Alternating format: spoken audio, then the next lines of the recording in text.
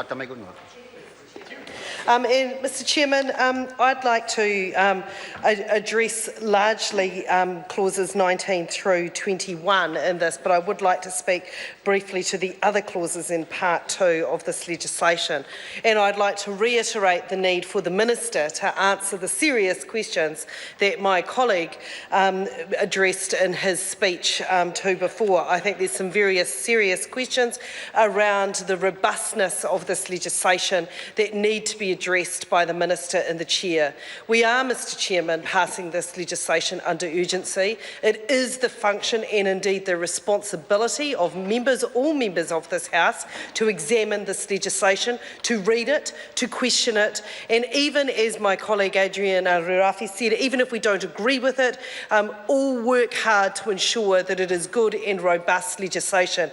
That is our function as legislators, and it is frankly one that the government members on the benches opposite me, Mr. Chairman, are being absolutely negligent in their part in ensuring that this legislation is the best that it can be under an urgency stage, and they need to get on their pins, take a call and examine the legislation and do the job for which they are elected and paid to do. And Mr. Chairman, I have some questions that I would like to hear the Minister answer to.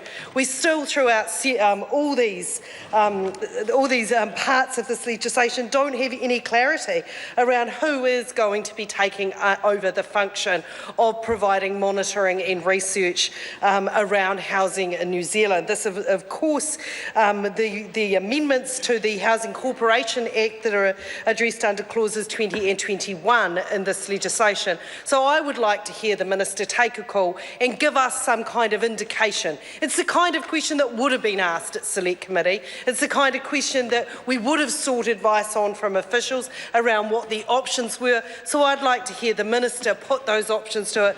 Because, Mr. Speaker, I have real concerns that we have all this talk from government members around the flexibility around housing that is enshrined in this bill.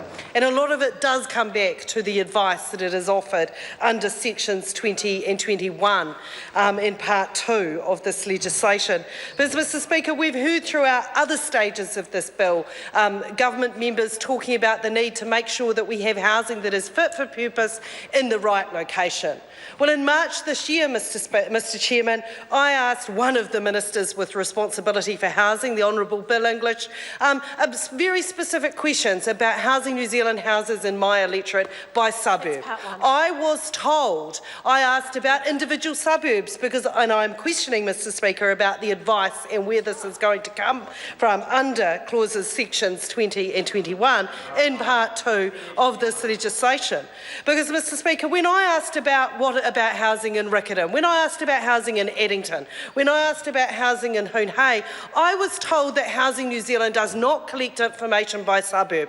So how this government is saying that it is making decisions about where housing needs to be based on information that they don't collect. I was told by the Honourable Bill English that information was only collected by Territorial Local Authority unit. Well, Mr. Speaker, this is hundreds of thousands of people that this covers. We're being told that this is the big society where communities are taking ownership. So, Mr. Speaker, I would like to hear from the Minister. I would like her to take a call and tell me who will be overtaking this function, who will be providing this granulated, localised and community-driven information that will be required to deliver the outcomes that this bill purports to do, because it's not being done at the moment, so where will that function lie? Frankly, I find it absurd that the government is making decisions about localisation of housing when it doesn't even have the data, when it hasn't been collecting it, when it's only been collecting it at a TLA level.